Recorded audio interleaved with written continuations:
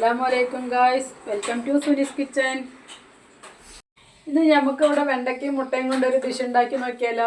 കുട്ടികളൊക്കെ എങ്ങനെ കഴിപ്പിക്കാമെന്ന് നമുക്ക് നോക്കാം. വെണ്ടക്ക കഴിക്കാത്ത കുട്ടികളെ ഉണ്ടാവില്ല, അവർക്കൊക്കെ എങ്ങനെ നമുക്ക് കഴിപ്പിക്കാൻ നോക്കാം അല്ലേ. അന്ന് ഉണ്ടാക്കിയാലോ. ആവശ്യമായ സാധനങ്ങൾ എന്തെല്ലാം നോക്കിയാലോ.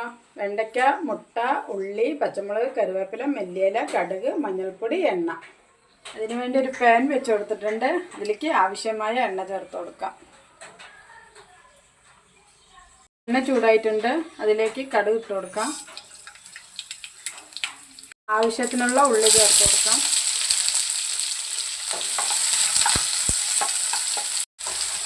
ഉള്ളി ഒന്ന് വഴണ്ട് വന്നിട്ടുണ്ട്. അതിലേക്ക് കറിവേപ്പില ചേർത്ത് കൊടുക്കാം. മുളക് ഇട്ട് കൊടുക്കാം.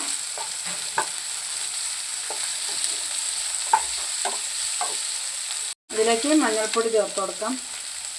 ഈ ഉള്ളിയും പച്ചമുളകും അതൊക്കെ നന്നായിട്ട് വഴണ്ട് വന്നിട്ടുണ്ട്. അതിലേക്ക് നമുക്ക് വെണ്ടയ്ക്ക ചേർത്ത് കൊടുക്കാം. നന്നായിട്ടൊന്ന് ഇളക്കി കൊടുക്കാം. ഇളക്കിയിട്ട് വെള്ളത്തിൻ്റെ ആവശ്യമില്ല കേട്ടോ, വെള്ളമൊന്നും ഒഴിച്ച് കൊടുക്കരുത്. നന്നായിട്ടൊന്ന് ഇളക്കിയിട്ട ശേഷം 2 മിനിറ്റ് അടച്ച് വയ്ക്കുക. ഒരു 2 മിനിറ്റ് മാത്രം അടച്ച് വയ്ക്കുക.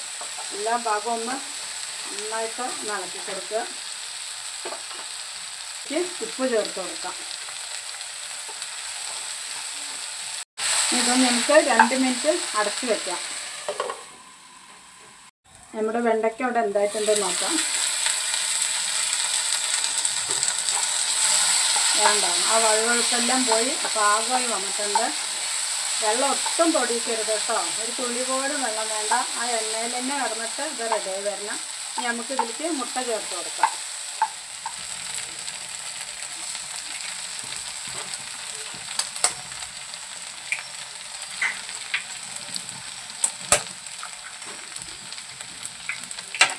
ഇത് നന്നായിട്ടൊന്ന് ഇളക്കി കൊടുക്കാം. 2 മിനിറ്റ് കൈ തോരാതെ ഒന്ന് ഇളക്കി കൊടുക്കാം കേട്ടോ.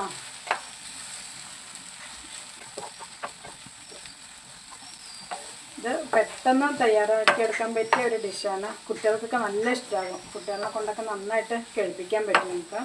കുട്ടികൾക്കും ഞമ്മക്കും എല്ലാവർക്കും പറ്റിയൊരു ഡിഷാണ്. അങ്ങനെ നമ്മുടെ മുട്ടയും വെണ്ടക്കയും കൊണ്ടുള്ള ഡിഷ് ഇവിടെ റെഡി ആയിട്ടുണ്ട്. ഇനി നമുക്കത് ഓഫാക്കാം. അങ്ങനെ നമ്മുടെ ഡിഷ് ഇവിടെ റെഡി ആയിട്ടുണ്ട്. ഇത് ചപ്പാത്തിയുടെ കൂടെയും ചോറിൻ്റെ കൂടെയും എല്ലാം നമുക്ക് കഴിക്കാവുന്നതാണ്. ഇത് നിങ്ങൾക്ക് എന്തായാലും തീർച്ചയായിട്ടും ഇഷ്ടമാകും. നിങ്ങൾ ഒരിക്കലെങ്കിലും ഉണ്ടാക്കി നോക്കണം. ഉണ്ടാക്കി നോക്കിയിട്ട് നിങ്ങൾക്ക് ഇഷ്ടപ്പെട്ടാൽ നിങ്ങളുടെ അഭിപ്രായങ്ങൾ അറിയിക്കുക. അതിനോടൊപ്പം തന്നെ ഇത് ലൈക്ക് ചെയ്യുവാനും സബ്സ്ക്രൈബ് ചെയ്യുവാനും അതിനൊപ്പം അടുത്തുള്ള ബെൽ ബട്ടൺ ഒന്ന് ക്ലിക്ക് ചെയ്യാനും മറക്കരുത്. അടുത്തൊരു വീഡിയോ ആയി വരുന്നത് വരേക്കും എല്ലാവർക്കും ബൈ.